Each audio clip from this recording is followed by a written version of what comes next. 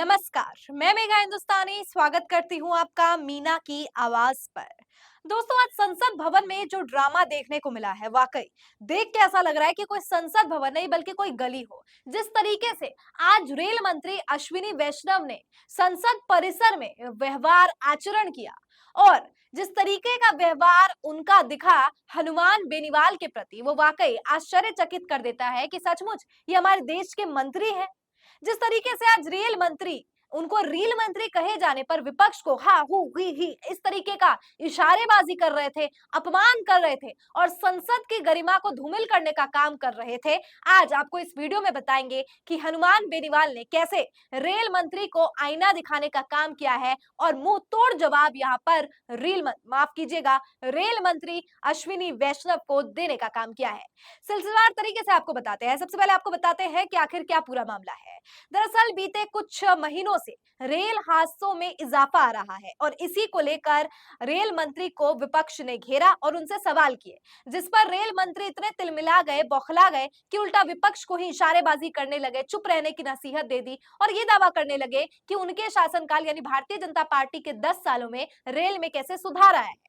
जबकि असलियत आपको पता है दोस्तों कि कैसे सुविधा के नाम पर खाने में कॉकरोच मिलता है, गंदगी कितनी ज्यादा होती है ट्रेनों में, एक बोगी में लोग इतनी संख्या में चढ़ने को मजबूर हो जाते हैं और किस तरीके से टॉयलेट में गंदगी होती है। यानी साफ सफाई के मामले से लेकर सुरक्षा के लिहाज से लेकर खान पान तक भी इतना गंदा जो है रेलवे का आज हो चला है। यानी ये बात, इसमें कोई दो राय नहीं कि आज रेल हादसा जितना ज्यादा हो रहा है, इजाफा हो जा रहा है और सुविधा के नाम पर जो हमें शून्य नील बटा सन्नाटा दिया जा रहा है, उसमें सारा दोष वर्तमान में रेल मंत्री का ही है। और रेल मंत्री जवाबदेही लेने की बजाय, इसे स्वीकार करने की बजाय उल्टा पलटवार कर रहे हैं और उल्टा इतने शर्मनाक तरीके से, इतने बेबस, इतने मतलब इतनी निहायती बेवकूफ लग रहे थे आज रेल मंत्री। संसद में किस तरीके की भाषा, किस तरीके की इशारेबाजी कर रहे हैं, लेकिन आज हनुमान बेनीवाल ने उनको जवाब दिया है और हनुमान बेनीवाल से तो बोला भी गया कि अरे ये तो राजस्थान के अश्विनी वैष्णव, इन पर थोड़ा तरस खाइए। तो हनुमान बेनीवाल कहते हैं कि राजस्थान का के हैं इसीलिए तो बरस रहा। और आखिर क्या कहा हनुमान बेनीवाल ने, आपको बताते हैं, स्क्रीन पर नजर डालिए।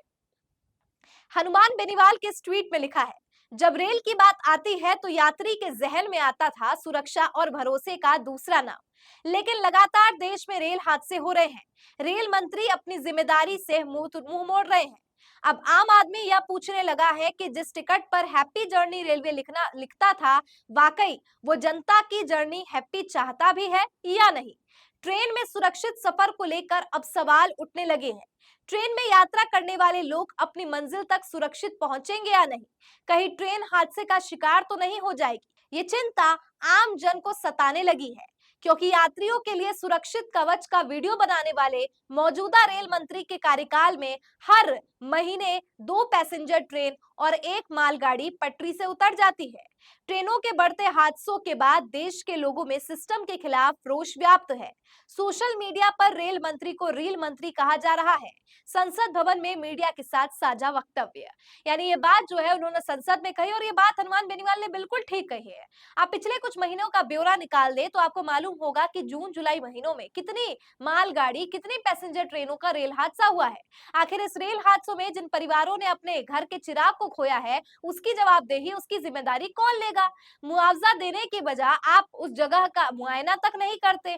आखिर जिन रेल हादसों में लोग जान गंवा रहे हैं, उसके लिए कौन जिम्मेदार है? आप इसके लिए भी नेहरू पर दोष थाम रहे हैं, इस पे भी आप जो है दोष जो है नेहरू और कांग्रेस परिवार पर डाल रहे हैं। जबकि असल सच्चाई ये है कि पिछले 10 सालों का अगर ब्यौरा मैं आपके सामने ले आऊं तो रेल हादसों में इजाफा हुआ है, घटा नहीं है।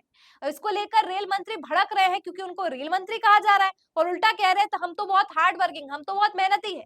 तो क्या रेल हादसे जितने ज्यादा, अब ये बात तमाम जो है हनुमान बेनीवाल ने भी कही कि जिस तरीके से रेल हादसों में अंकुश ही नहीं लग रहा है, तो क्या जिस तरीके का माहौल देश में देखने को मिल रहा है, हादसों पर हादसा हो रहा है, तो क्या ये सचमुच सुरक्षा के लिहाज से सुरक्षित है? यानी रेल मंत्रालय तो अपना काम ही नहीं कर रहे हैं और उल्टा जवाबदेही लेने के बजाय दूसरों पर ये थोपने का काम कर रहे हैं। अब दोस्तों आपको बता दूं कि कल मध्य रात में जो है राहुल गांधी ने एक ट्वीट किया और वो ट्वीट काफी ज्यादा चर्चित है, क्योंकि राहुल गांधी कह रहे हैं कि जो चक्रव्यूह वाली उन्होंने बात कही थी, जिसमें उन्होंने नाम लिया था 6 लोगों का, उसमें एक इंसान को वो बात पसंद नहीं आई और हो सकता है उन पर ईडी रेड लगे। इसको लेकर भी हनुमान बेनीवाल ने प्रतिक्रिया जाहिर किया है। हनुमान बेनीवाल ने लिखता है, if BJP wants to know the caste of Rahul Gandhi, do the caste census. Everyone has to tell his caste in the caste census. यानी आपको याद होगा, पहले तो मैं आपको ये बता दूं कि राहुल गांधी ने जो ट्वीट किया है ईडी को लेकर, वहां पे भी हनुमान बेनीवाल ने कहा है कि हो सकता है ये रेड वेड मारी जाए और इंडिया गठबंधन काफी ज्यादा मजबूती के साथ राहुल गांधी के पक्ष में खड़ा है। ये तमाम बातें हनुमान बेनीवाल की तरफ से आई है और देखिए क्या लिखा है। Rahul Gandhi gave very good speeches in parliament. BJP is in fear of Rahul Gandhi. BJP sends ED to defame and threaten opposition. India alliance is not afraid of ED and Modi. यानी इंडिया गठबंधन ईडी और मोदी से नहीं डरता है।